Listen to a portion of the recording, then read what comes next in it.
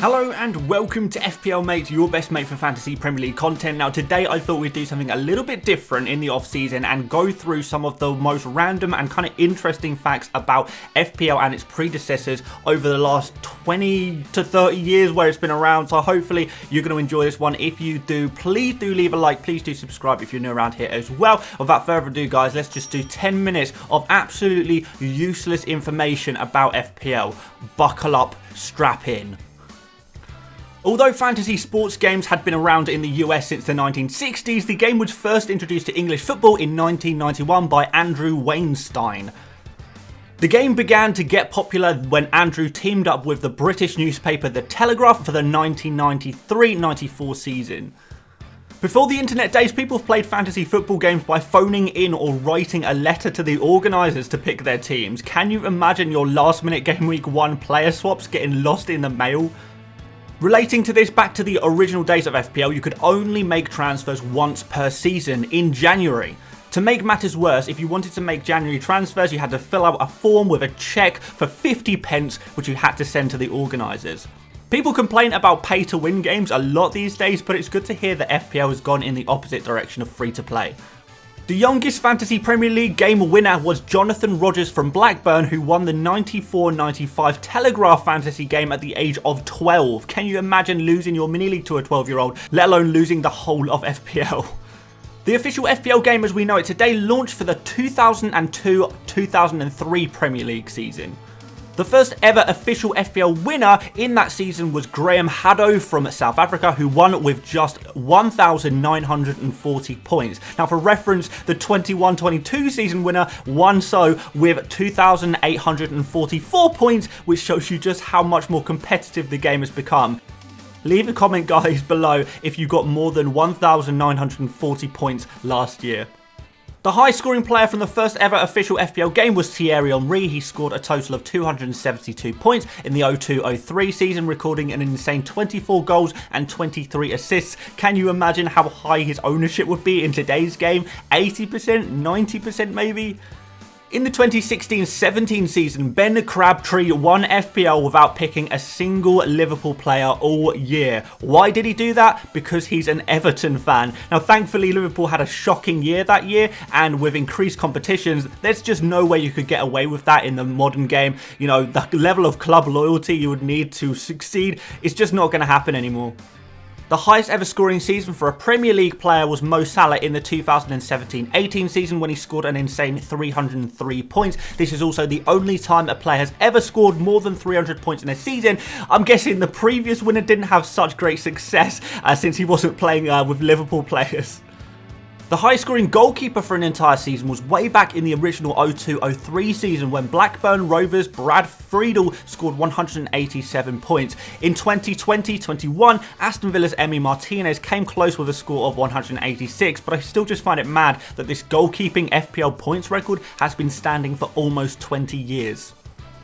In the 2021-22 season, Mo Salah became the highest owned player of all time when 68.9% of FPL managers had him in their team. That was over 5.8 million people. Before this, Riyad Mahrez held this record during his insane title-winning season with Leicester in the 15-16 season. During that season, he was owned by 68.3% of managers, so a little bit less than Salah. Here's another random Salah fact for you. Salah has scored at least one goal during each of the last 5 seasons game week 1s, and he has failed to score any goals in game week 2 in the previous 5 seasons. So basically, he's great to own and captain in game week 1. Game week 2, on the other hand, maybe not. The lowest single game week score by any player was Jan Bednarak in the 2020-21 season. He scored an own goal, got a red card, and his team Southampton lost 9-0 to Manchester United. He ended the game week with a -7 score. As a bonus fact, one of the FPL managers in the world even triple captained him this week for a record single player score of -21. I honestly don't know what I'd do if I saw a -21 score on my app. My phone would definitely have to be thrown in a river. In the 2021 season, officially, Bruno Fernandes was the highest scoring player with 244 points. However, 3 of his points came from an assist for a goal where he never touched the ball in the build-up to a Cavani goal. Whilst this was fixed in the stats elsewhere, FPL very strangely decided to keep the assist as Bruno's, and if it wasn't for this phantom assist, Harry Kane would actually be recognised as the top FPL scorer for 2020-21. It'll come as no surprise that England has the most FPL managers playing the game, but did you know that second biggest population of FPL managers is actually in Egypt? Since the arrival of Mo Salah in the Premier League, Egyptians have flocked to FPL in their masses, making up a huge percentage of the player base. Out of the top 100 ranking managers in the 2021-22 season, 29 were from England, but the second and third most top managers came from Sweden with 11 and Norway with 10. There's this ongoing joke that Scandinavians are ridiculously good at FPL, and it is so true. Out of Premier League players, the player who is best at FPL is James Justin, who finished a respectable 52,000th in the world in the 2021-22 season. I know that might not sound an amazing rank, but it's certainly a lot better than many of the other Prem players known who are playing fantasy.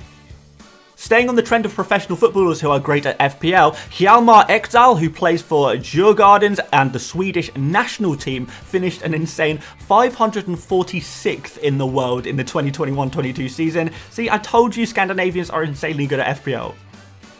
And to prove that further, Norwegian chess grandmaster Magnus Carlsen, widely regarded as the best chess player of all time, is equally good at FPL. Over the past 5 seasons, he has 4 top 10k finishes, including the 2019-20 season where he finished 10th in the world. He even held the #1 spot for a period of time during that season. I guess there must be some transferable skills between chess and FPL. In the early days of FPL, you didn't get to choose your vice-captain. You had a choice before each deadline. Would you like your vice-captain to be your highest value player or your most in-form player? So you couldn't freely pick one specific player to be your vice-captain for some reason. Before the 2010-11 FPL season, you only had one chip, and that was the wild card. However, in the 2010-11 season, a second chip was introduced, a second wild card. That means all season you would have 2 wild cards to use, but no triple captain, bench boost, free hit, none of that, just the wild cards.